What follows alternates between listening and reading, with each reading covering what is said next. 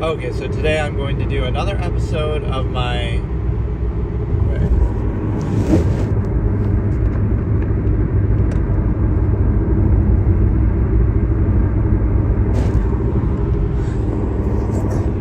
Hold on, it doesn't seem like it's picking up my voice. It's just going on a fixed thing no matter what. That's weird.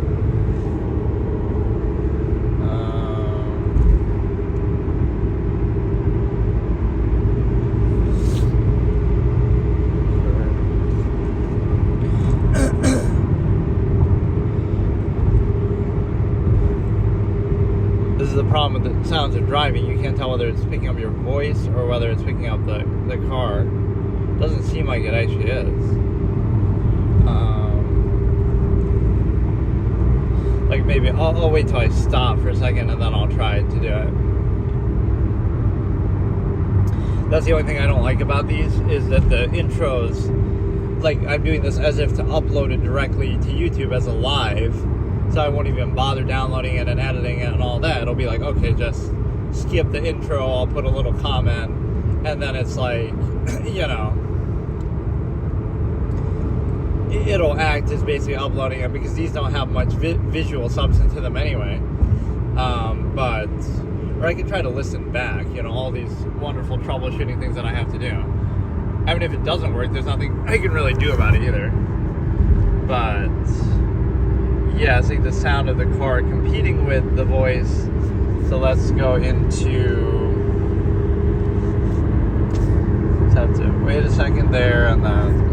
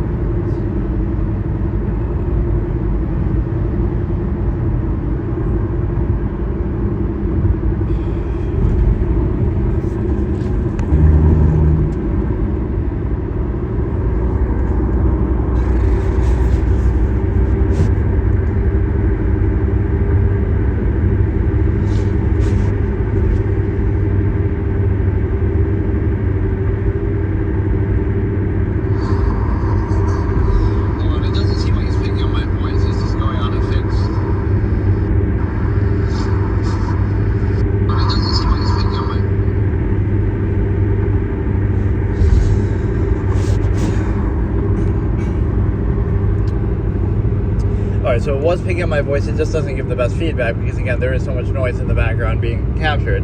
So today I'm going to do episode 6.5 of my Absolutist philosophy series, and what we're looking at today is one of my favorite logical razors from my old debate format, which is to be aware of it is not to be above it, which is a very simple one, very to the point, but basically what it means and what it counters is a lot of the hypocrisy arguments that are like, well, you're not perfect. You're not a perfect, objective, God-like being, and so therefore everything you say can be discredited by some idiosyncrasy, which is actually correct and true, but then we have to be consistent with that. It turns into a contest of contrivance, as I call it, where basically, and I also can't see my chat here, which I'm not sure why, because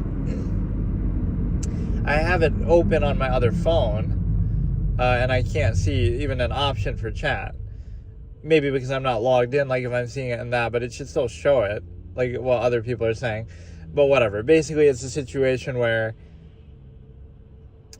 anything you observe, like let's say you observe the flaw of a process that you're part of, like society itself or some specific, you know, even some specific social norm or contrivance or government of the time that you live in, people would say, well, there's a whole layer of defenses that would go into it that make it kind of impossible to criticize them, like, okay, your upbringing or your parents, oh, but you relied on them, you wouldn't be here without them, you know, they fed you, they took care of you, so that means that everything they do must be absolutely right and unquestionable, right? Nothing could ever be criticized because, okay, they brought you into the world or you relied on them, right? But that's not a actual basis to operate on. So it's the same thing with society, like, well, you relied on society or you benefited from it and you lived in it all these years, even though to be fair, that's almost hurting the credibility of the argument, because a lot of that you didn't choose, right? In your young age, like, you're too young to fend for yourself, and society prevents you from even doing it to the extent that you could, right? Like monopolizing means, like, oh, you can't go out in nature and hunt and fish because all these resources are controlled by big corporations. So let's not make any mistake, right? It's not so much that, oh, you're not able to fend for yourself. People have done that throughout history just fine. It's that you're molded into a half-mass contrivance state as a half-mass human function to be subservient always to these overlords, the power structure, whether it be in this era like corporate consumerism. So you can never escape that, right? They monopolize means and resources. So the fallacy here is like, yes, if previous generations of society, or whatever, the current state of society is such that all power is deferred to authority figures all over everything in life, all resources are given control by a monopoly of, monopolization over means, as I call it, of big corporations. Yes, under that circumstance, you do rely, quote unquote, on society and those things, but that's only after all that power has been given up. If you take that away, okay, let's fend for ourselves, then you could live in the wild and you could figure it out and you could do just fine, maybe even better, right? It's impossible to give that credibility because you're saying you're going into a situation that you didn't create, right? You didn't make it that way. You didn't vouch for these things. You didn't create it. You didn't choose it. You didn't vouch for it. The one thing you can do, and this is the great minimalist concept that I always talk about, is to starve them out, right? What would society do if you do something that it doesn't like?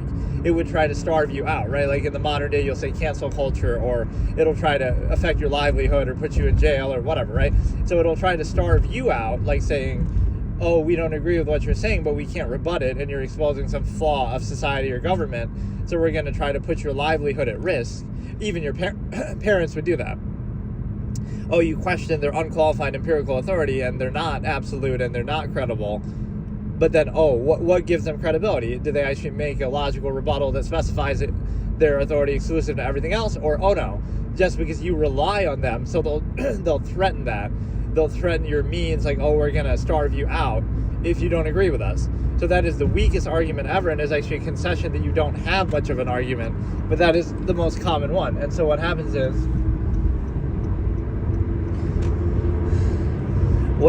society does the same thing. So the minimalist can turn that on its head and say, you know what, we're going to starve society out by saying, okay, we're not going to buy from big corporations. We're going to minimize that as much as possible. We need like a one generation reset of like, don't be as minimalist as possible. Shut down all these big corporations that exist and have empirical authority that you didn't necessarily choose. Because to some extent, you still are responsible, even though you didn't choose it or create it in the first place, and defer all that power that, previous generations being so weak and mindless as to do. You do actively, naturally have, but, normally the answer is not to, there is no answer to that. It's more just that you don't ask the question, or you sort of, you just are distracted and things like that. So the problem is that you get into a position again where that's the weakest argument to sort of starve others out. But again, you can be an objective observer, as I always say. The human mind is capable of objectivity, right? So the mind is objective and infinite. You can think about anything at any time. It's not limited to your immediate environment, to your senses. So your mind is capable of being objective, despite how much that is feared or condemned. In reality, it's just a reflection of the flaws around you, or the reality around you. So don't blame thinking, blame what is thought about, right? If everything was perfect, then you wouldn't be able to have a flaw with that. So that's like blaming your eyes for what they see. Like, oh, it's your fault for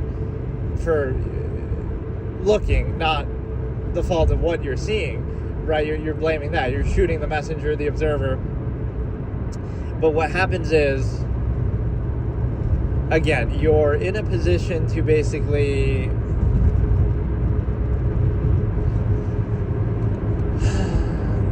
you're looking at it from a perspective that the mind is objective. So again, a tiger could be biting your arm off in your physical body, but your mind could be thinking about something else, the secrets of the universe and this and that, what you're going to have for dinner, whatever. But that might seem like a graphic example, but the point being that no matter what your physical immediate reality is, and that's how you're controlled by that. Like, if a person can be reduced and defined by their immediate physical environment and their five senses, then it's very easy to control them. Whereas their infinite objective mind cannot be controlled, because you can be aware of you can be aware of history, of the future. You can be aware of things like, human tendency and process, like what I always call the larger process.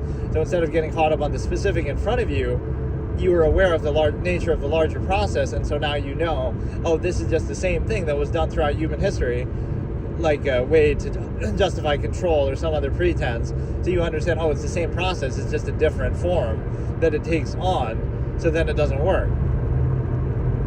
So contrivance is self-invalidating that way, because it would require within it, it's absolute enough to outwardly insist and tell other people what to do, right, and base that and force that of others.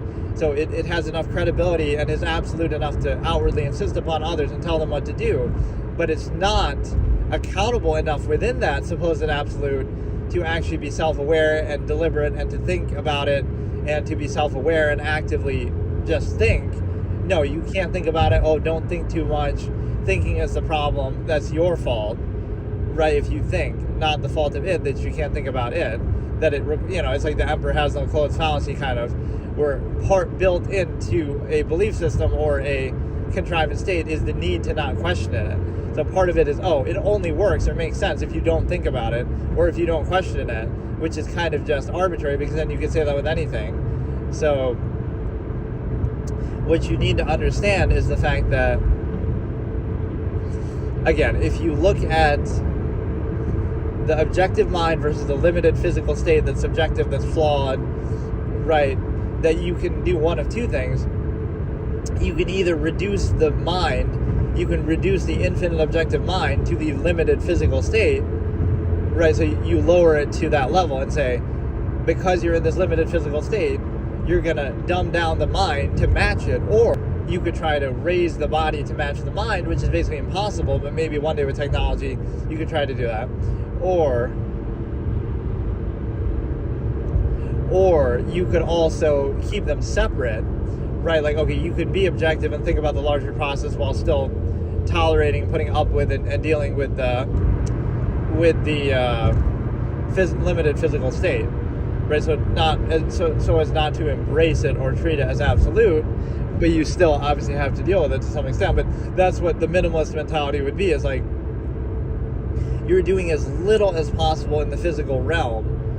You're not extracting value from externality. You're not relying on externality for value. So, for example, like, a good example is substance use, right?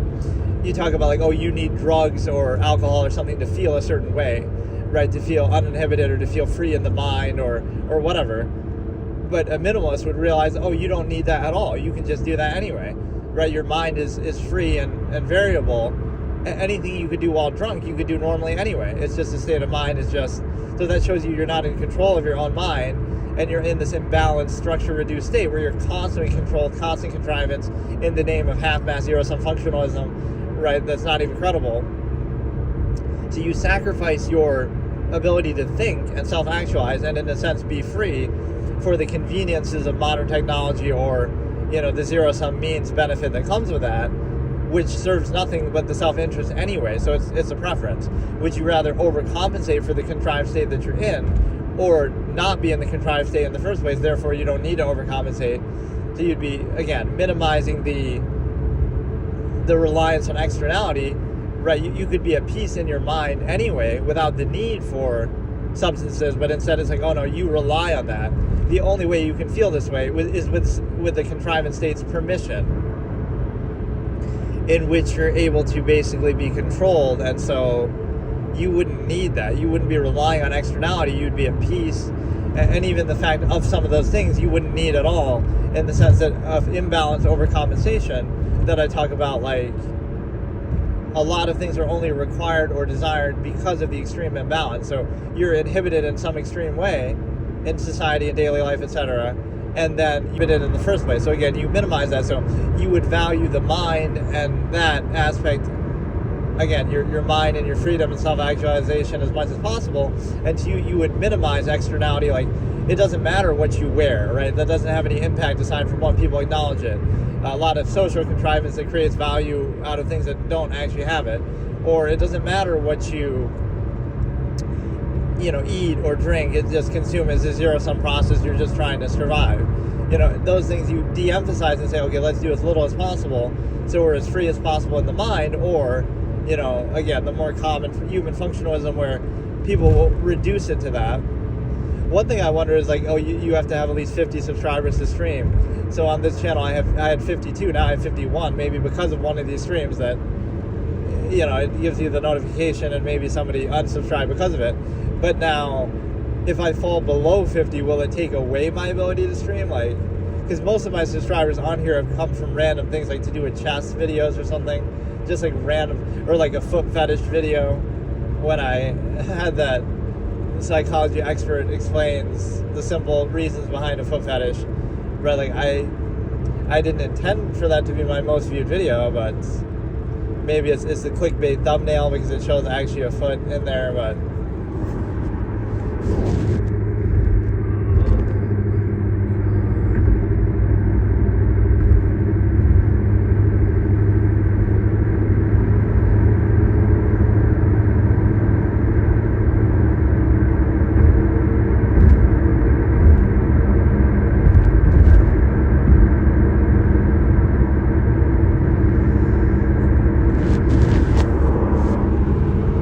yeah, that's one thing I can't see as a chat. But basically my point is that you're able to basically recognize the fact that, again, to be aware of it is not to be above it. So despite all those considerations, you would realize, okay, you can make an objective observation based on a standard and hold unqualified empirical authority accountable. You can't realize that everything is arbitrary, everything is subjective, the established powers. Just because something is preconceived and established doesn't make it absolute, right? I always point to this logical razor of mine that I said, the fallacy that people think things are the way they are because that's the way they should be, or that, because they've been established for a long time, so you don't think about them, but they are nothing but arbitrary, so you can hold them accountable to a standard, right, rather than treat them as absolute. So, this is the initial mindedness effect of somebody would if something's already established, you won't question it.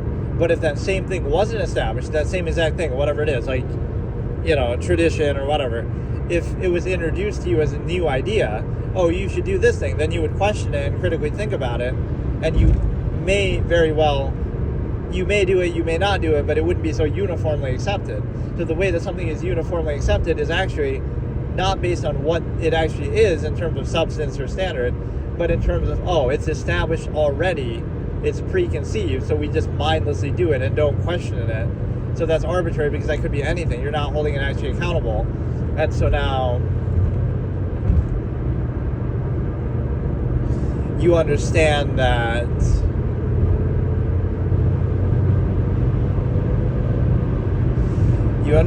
so again, you can be objective and criticize either unqualified empirical authority, contrivance state, or society itself, or any flawed tendency or process. So it doesn't have to be about the self. The self can merely be an objective vessel of a certain standard or logic and reason, etc., accountability, consistency. So you're not comparing it to yourself. You're not saying, you are perfect, and therefore everything, is based on you. You're not saying, everyone should do what you're doing or that you're perfect, right? Even religions have some of the same idea here, we are all sinners. So if we're all sinners, then there shouldn't be any credibility issue because we're all imperfect and flawed. So therefore, right, it's not about us. Let's just use our objective mind to have high standards and try to aspire and strive to something. And that's sometimes a self-defeating fallacy too. For example, if a minimalist was not even arguing for minimalism, but just simply discussing what I'm doing here, right? If I'm talking about minimalism, then you'll say, well, first of all, I'm not telling anybody else to do it, right? I never am making claims like that. But even if I'm just discussing it, people would say, but are you a minimalist? Or, you're using your phone, or you're driving your car. So the problem is if I did do those things, if I'm living in the woods and I'm just completely cut off, then we wouldn't even be considering this, right? We wouldn't even be having this discussion, or you wouldn't be paying attention to it. Or a good example that I use is kind of you walk up to a microphone and you're debating somebody, right? Like some public figure like Charlie Kirk, rest in peace, or something like that. So they might point to, oh, look, you have the Starbucks coffee cup, or oh, look, you have a clothes on that are made in society or something. So if I walked up there naked as a minimalist to show, not even to show anything, just that's naturally how I am, I wouldn't be allowed to speak, or I'd be kicked off. So I'm forced to acquiesce to their standard and their society and their structure. So I'm forced to do it, but then you'll use that fact that I'm forced to do it to validate it and say, oh, see, you're wearing clothing made in a factory in society or whatever. And so therefore that validates it. Right, that, oh, you somehow, just because you're subject to something that you're forced to do, especially within that environment, to even consider it. So it shows you how intolerant that structure is. Like, to even discuss and consider the idea of something, you have to first acquiesce to their standards. Right, so like, oh, that disqualifies you as a minimalist, the fact that you're wearing those clothes or doing anything, but it doesn't matter because they're the ones requiring you to do it. Right, the same thing again with like the monopolization over means, like, oh, you eat fast food, or again, there are certain extremes you can go to and try to still minimize, but to some extent you're still reliant on the monopolization of means through corporations, etc., largely. And so what happens is, oh, that somehow validates it, the fact that, oh, you go grocery shopping, you buy groceries, or oh, you do this or that. To some extent you are creating the problem by doing that. Or you could really try to cut it off and really be a minimalist, but the thing is that just because you're exposed to and subject to a process that you didn't create, right, where everything is monopolized by corporations and things like that, that doesn't mean it really validates it. That's like saying, you can control people. Yes, if you control everything in society, you can use those things to control people, but that doesn't validate it, right? Like, oh, all natural resources are under the control of big corporations, let's say, or whatever, to a large degree. So yes, oh, therefore you have to buy it through them. So therefore that validates them. See, you need them, you rely on them, but it's only because all that power has already been ceded to them, not by you necessarily. So now just because you're subject to power, being subject to power doesn't validate power.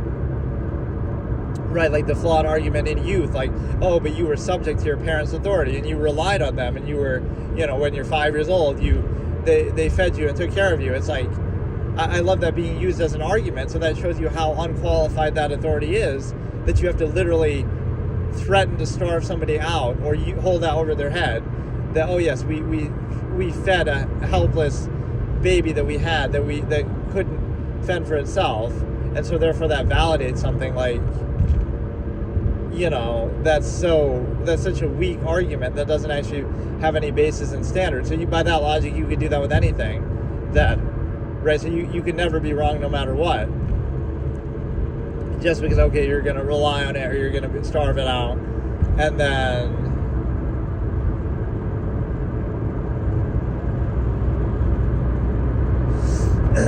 so again, you can make objective observations and have standards, right? It's not about you.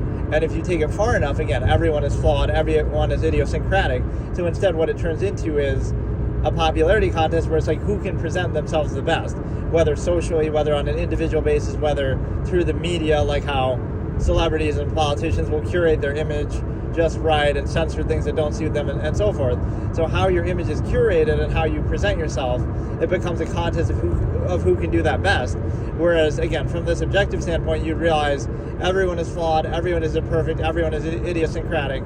So therefore, let's focus on the ideas, not the individual. And so, right, focus on the claim, the observation, not the claim maker.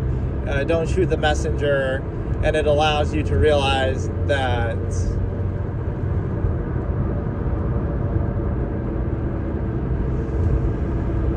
again, you can be observing of a flaw, right? What's the analogy I always use? Like a polluted air, right? Not to evoke some climate thing, but just like, okay, you're living in a big city, like New York City or something, and you observe objectively this air is polluted and it's unclean, and you criticize that, and you have some, some grievance. It still has to be there, but right, it still has to survive, but it can still observe that there's a flaw of it. Just like you can observe there's a flaw, okay, it's polluted here, and so let's try to improve that or change that, instead of discrediting you by saying, oh, but you're still breathing it, so you're a hypocrite, and that discredits what you're saying. But what you're saying is either true or it isn't. It doesn't matter about, yes, you do have to breathe it. You could say, okay, maybe you should go and live somewhere else. That could be somewhat fair. Like, okay, don't live in the big city then. But you can still make that objective observation, and it doesn't have to be about you, basically, is the point, right? It's not about you that, like, you're saying, oh, I'm perfect, or I'm this, or I'm that. Otherwise, that's endless, because, again, if you just look deeply enough, you could discredit everybody that way. Nobody's going to be perfect. Everybody's going to have flaws, idiosyncrasies. Everyone's going to be subject to a confinement state, authority, etc. And so what you understand is that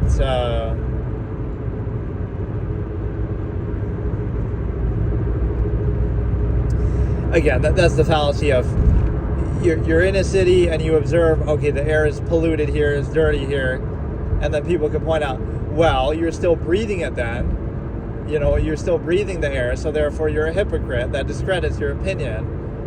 Or let me present like an opposite interpretation idea with this too, like the credibility of the individual, like somebody who used to be an alcoholic, let's say, and now they stop drinking and they're telling people don't drink. So you can say, oh, they don't have any credibility though. They used to be an alcoholic. Does that give them less or more credibility? Maybe it gives them more because they know firsthand how bad it is from experience. Or, so like you could say, okay, they used to be an alcoholic, therefore that discredits their opinion, or it gives them special credibility, firsthand knowledge. Or, let's say they're even still an alcoholic, they would know better than anyone, right? The flaws of it or the problems with it. So just because they're still in that position doesn't mean you can't take their advice and say, okay, I'm gonna, they're telling you not to drink so you don't end up like them, right? So instead of discrediting them, why not take some positive lesson out of it? Or even like, let's say you've never done it. Okay, you've never drank, you've never smoked, and then you're telling people not to do it, then you could discredit them that way too. So you see how you could discredit every angle. You did drink, therefore that discredits you because, you're telling other people not to drink, but you've done it. Or you still do it, so that discredits you. Or you've never done it, so that discredits you too because you need first-hand experience. You don't know what you're talking about otherwise. So no matter what angle you go at, you could always find some way to discredit it. So the problem is that, there's no actual standard behind it, and so you realize that you could have this endless popularity contest where it's about, so pretend, okay, you are an objective, perfect being, you're a godlike being who is just perfect in every way. Now, would people listen to those same ideas, to those same observations, or like what would it take, right? Otherwise, this endless popularity contest, this endless arbitrary subjective thing, you recognize, okay, people are all imperfect, we're all flawed, we're all idiosyncratic. We can try to define value by like money. Okay, so then you should listen to Elon Musk because he's wealthy, or even then people don't uniformly respect one form of validation there, whether it could be based on money. Like I have that one fictional character that I always use as an example. This guy cured cancer, and he terraformed Mars, and he made renewable energy, and he did all these different things, right, single-handedly. So therefore he should have some special credibility. Then everything he says is right and you can't question him, except that's not true still, right? But like use that, he's the world's first trillionaire. So use that example to say, even if you were that person, your opinion still wouldn't be absolute, or your observations wouldn't be, unquestionable. So it shouldn't be based on that, right? It should be based on the idea itself. Instead, we focus on the appearance, the performative aspects, the person doing it, person saying it, right? So we get caught in this trap of the ego, where it's all about appeasing some superficial basis or something like that. And so, focus on the idea, not the individual. Focus on the principle, not the person, right? All these different expressions, I would say. And so it allows you to be free of that. Otherwise, you get trapped in an endless cycle of, oh, this person was more convincing because they perfectly curated their image and they appeased to certain performative aspects and appearances. So therefore, it will give them special credibility. And this other person didn't do those things. And there's a bit of a fallacy there too. Like maybe you don't feel the need to do that. You want the idea to speak for itself, so you don't appeal to superficial things, whereas the other side would do that. Right, where like the fact that you have to present yourself a certain way, the fact that you have to overcompensate, right, that would be, right, like, so the one who's really seems all positive and placing undue emphasis and outwardly insisting and upbeat and all this kind of thing, the fact that they have to do that means they have something to cover up or overcompensate, versus somebody who's more neutral and bland and boring or whatever. Maybe they don't have anything to prove and they're just kind of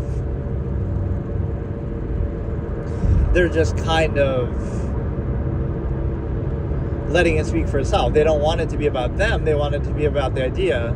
And so that allows you to recognize the flaws of it. And so what I'm sort of going to do is maybe I won't stream every day. Like, I like to keep that routine of streaming every day. But now, like, I'm streaming every day still, but it'll be, maybe one day on YouTube, maybe one day on Twitch. It doesn't always have to be on the same platform, I guess. Or I could do both if I have time, but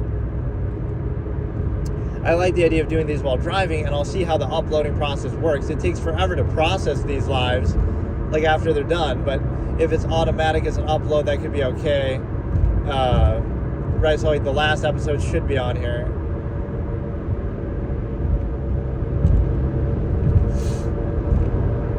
Right, the episode 6. So again, don't focus on the credibility of the individual. Then it becomes this endless kind of popularity contest trying to achieve certain arbitrary things. Again, the human mind is capable of objectivity, so you can have an objective standard. Does that make sense or not? We attach too much credibility to the person. That ends up being really just arbitrary, because again, it's a zero-sum process, so you can never, by the same logic then, okay, somebody says something and it has some credibility, but then however you judge that credibility, like based on their money or accomplishments or something, then somebody else comes along who's more accomplished, and then you say, they're more credible now, so that makes them right and the other person wrong, and then somebody else comes along who's even more accomplished, so like, it's a never-ending cycle of doing that, because you realize that, you'll always find somebody who has more money or more accomplished. So is that really a good way to assess things? Assuming that those things are even like an absolute form of value, right? Like, again, going back to the minimalist, it's like, you'll use the means validation, like, who has more money or something like that. But what if you don't require it, right? I could discredit you and say, you're just greedy then. You're greedy and materialistic and you value money too much. And you require more overcompensations through it, versus somebody who doesn't care about all that. You don't care about that and you don't need it. So what about that? Like, it's not necessarily a negative, like, like it'll be framed in society like, you failed to achieve that, or you're jealous, or you don't have that. But what if you're perfectly content with something less, right? You can't assume your intention.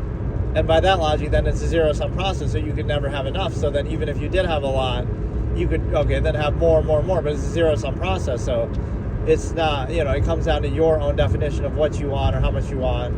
So in that sense, one of the great tricks of society is like tricking you into slaving away for your own zero-sum self-interest through some overextended machination process, power structure, right? Like, a lot of what you do isn't necessary. So that's one of my expressions always, is to remove the need. You could remove the need for many things because you just don't require them. You don't have to, struggle to achieve something that you don't need in the first place. And so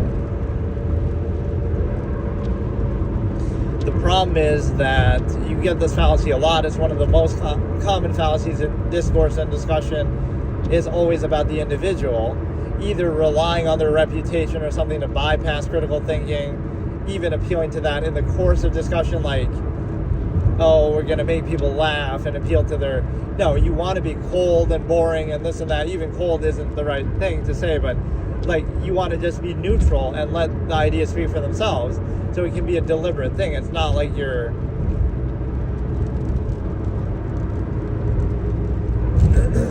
it's not like you're...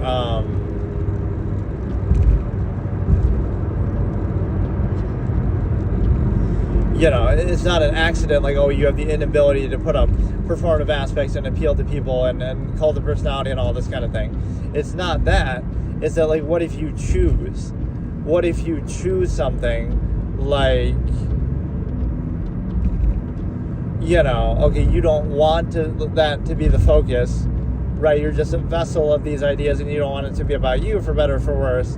And so now you want to focus on the idea and the actual true value of it, instead of getting distracted and bogged down by arbitrary, subjective, idiosyncrasies and lack thereof or whatever.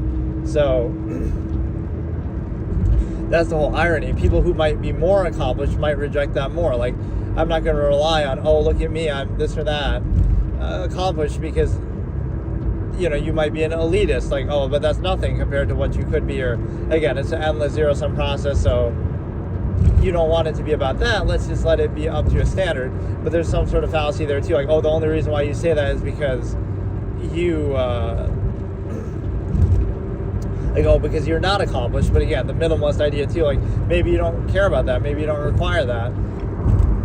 And so it's sort of self-fulfilling there a little bit, like that society would define value in the same way that it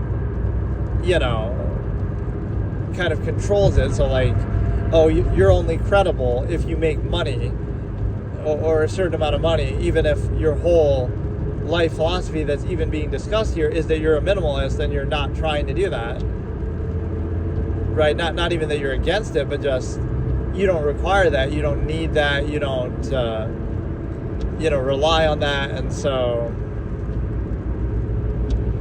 yeah, hopefully these work pretty well. The only thing I can't tell here is my chat. I don't know why I can't see that.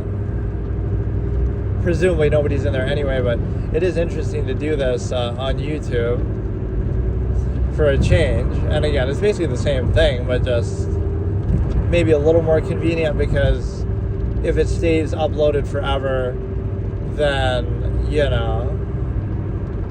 not that it's that big of a deal. I could just download it and edit it like I do anyway, and I could still do that, like combine them together. But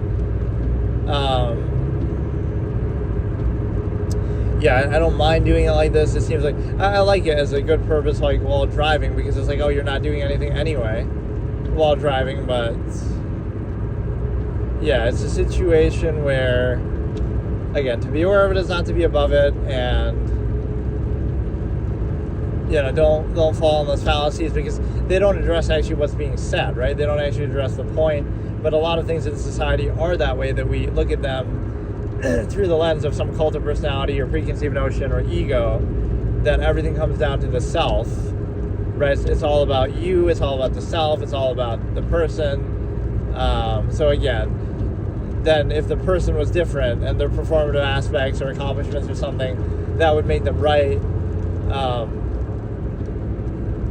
Another logical razor I would use here is like, your reputation or accomplishments are why we listen, but that doesn't mean we have to agree. So it's kind of like you're up on stage and it's some random person and some celebrity or famous person on the other side debating each other, and it's like, this is like a scene from a short story of mine actually, but that I always turned into a logical razor, is I said, that ordinary person comes back at them when they keep insisting upon their credibility and their accomplishments compared to theirs, like, oh, I'm so much more accomplished than you. They say, like, your accomplishments are why we give you the microphone. It's why you're up here on stage. And this guy, like, won a contest or something, I can't remember exactly, to get up there himself, because he's more of an ordinary person. It was like, your accomplishments are why you get the microphone, right? It's why we listen to you. But then it does not obligate us to agree, right? It doesn't make what you say right. It just simply, again, we give you that credibility such that we listen, right? We let you go up on stage, we give you the microphone, we give you the attention, right? We give you that benefit. But then that doesn't mean that anything that you're saying is right or we agree. So once you're up there, once you have that attention, right, and that platform, now don't just use that to insist upon yourself and say, oh, look at my accomplishments, I'm more accomplished than you, so therefore that makes me right and you wrong. That's kind of stupid, because, right, you're up there in the first place because of that, right? We give you that credibility, fine, but now what you actually say has to make sense or be accountable, right? So again, that random person could make a perfectly good point, and that famous person could be completely stupid, so, or completely wrong on a certain issue. So, right, so that's a good exchange. Like, your stature, your accomplishments, your achievements are why we give you the microphone. It's why we listen. It's why you're up here on stage. But it does not obligate us to agree. It doesn't make you right. It doesn't make an argument to simply say, oh, look how accomplished you are. Right? You have to actually make sense and make the argument for yourself. Right? So again, we give you the platform and we listen because of your supposed credibility and your expertise, your accomplishments. But then once you're there, right, it's fair game that like, okay, now you can be questioned and held accountable. It doesn't make everything you say right. So you can't use your stature as an argument, right? Like, oh, we're having a discussion. I say, oh, but I have this many years of experience, so that's it. Or like, oh, how many years of experience do you have comparatively? Like, it doesn't matter because, right, that's not an argument. So again, separate those two. Try not to, don't make the argument itself about that because that's arbitrary stature.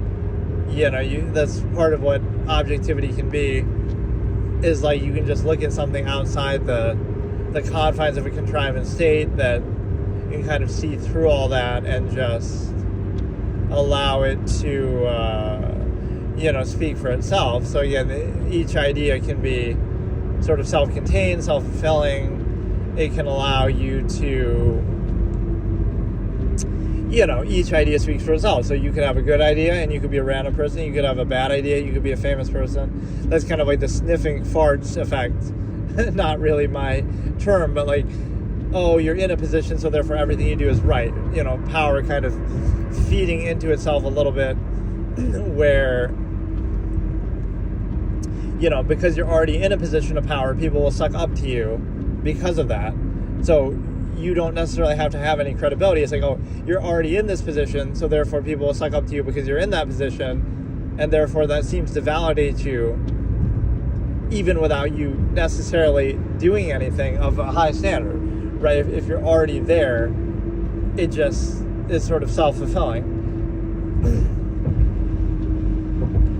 Right? It's kind of like the opposite of accountability, right? Instead of holding power accountable, like, okay, we're going to watch people who are powerful in authority and government and make sure that what they're doing is right and make sure that they're earning and deserving that power and using it only as necessary. Instead of what ends up happening is, no, now that they have power, you suck up to them and defer to them like, oh, we have to, like, you're held accountable by power rather than you holding it accountable, right? Like, somehow it reverses, like, people try to suck up to it or appeal to it or treat it as absolute instead of realizing, no, we should be the ones holding it accountable, right? And using it like as little as possible and make sure that you can, keep it in check instead of, oh no, we're the ones who have to justify ourselves to power, right? Like kind of like the inhibition idea too, that, fallacy of permission that I talk about. You don't have to justify what you do from an inherent standpoint, what you're capable of doing. The structure, contrivance, etc., power would have to justify why you can't do it or why you shouldn't do it. So yeah, I don't mind doing it like this again. I almost could multi-stream too, but I don't kind of, especially on this Starlink thing while driving, I don't think it's really the best idea. And so whatever, but yeah, that's a good topic. See, like when it's less of a full-fledged topic, like I didn't have like a ton to say about that. It's kind of just, well, it's still like rehashing things that I said in the past, but I guess I can just do that forever because nobody knows what I'm talking about. Like, it was a very small community at that point and whatever, so I have a wealth of old discussions to go through. But basically a lot of these logical razors are pretty good because they're very to the point. And my exact phrasing of it is unique. I mean, again, I'm not saying nobody said anything similar, but just to put it very plainly like that, to be aware of it is not to be above it. So, again, you can be subject to something but still criticize it or aspire to change. So even some of these same people who would do that, oh, look at this woman with this Starbucks coffee cup or something, that discredits her in saying, let's go green or let's whatever, whatever this discussion is. The problem with that is the fact that The problem with that is the fact that, again, even by their own religion or whatever, like, oh, we're all sinners. So we're all sinners, so we should be discredited by the sin. But no, we can still discuss it, and we can still,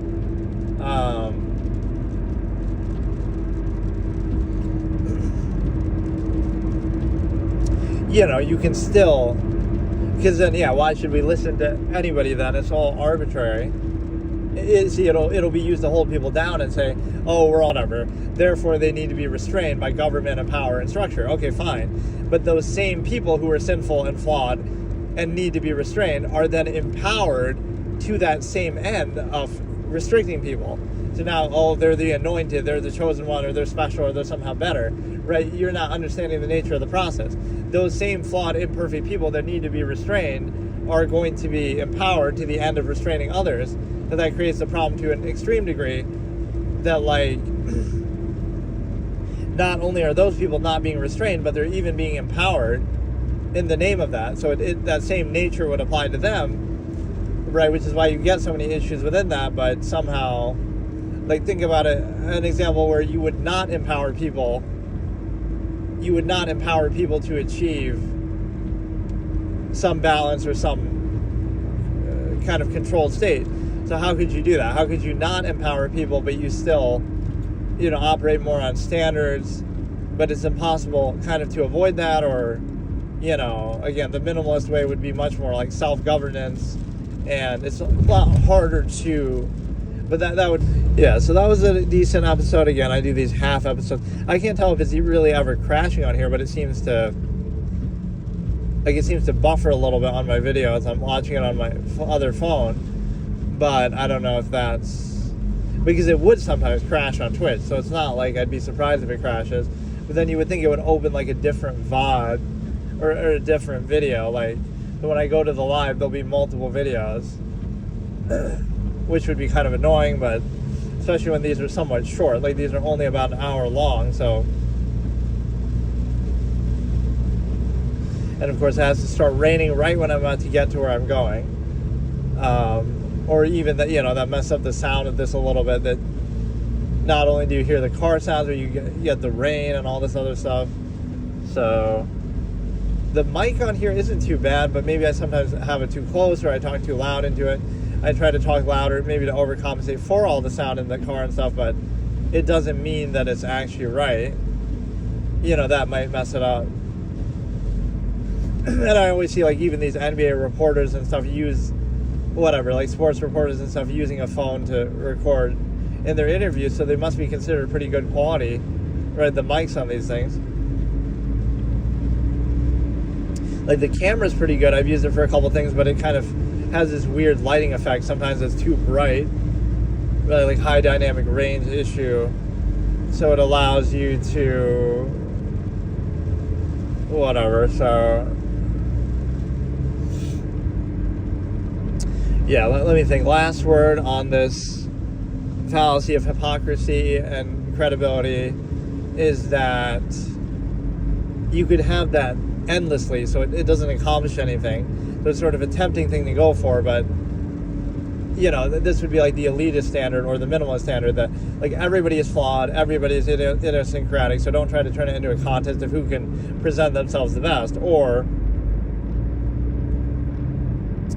and the rebuttal would be, oh, you're just saying that because you're not accomplished yourself. But what if I was? I'm that character that I was just talking about who's cured cancer and this and that. So then, but I still reject the ego. So it's like, let's focus on actually the idea or something like that. And then, so the problem is that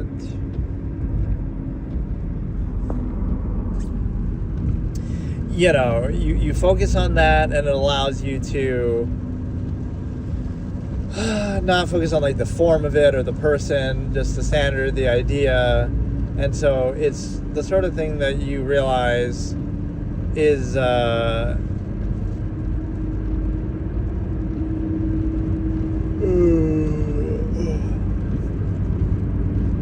it's the sort of thing that you realize, you want like a sound process instead of just endlessly insisting upon that or competing again to it.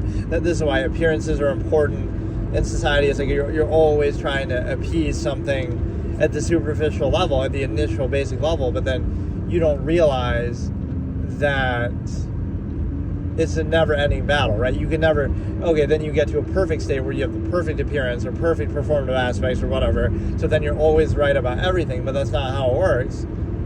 So again, the elitist standard or minimalist standard would either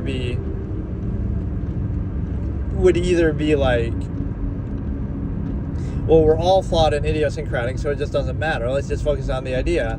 Or it's an endless process, like, so your standard would always be higher. Like, oh, you're a little accomplished, so you feel good about that. But then people are far more accomplished, and you could always be more accomplished, so, right, you would never really feel validated. Oh, you make 6 figures, but so what? There's people who make millions, and then you make millions, but then there's people who make billions.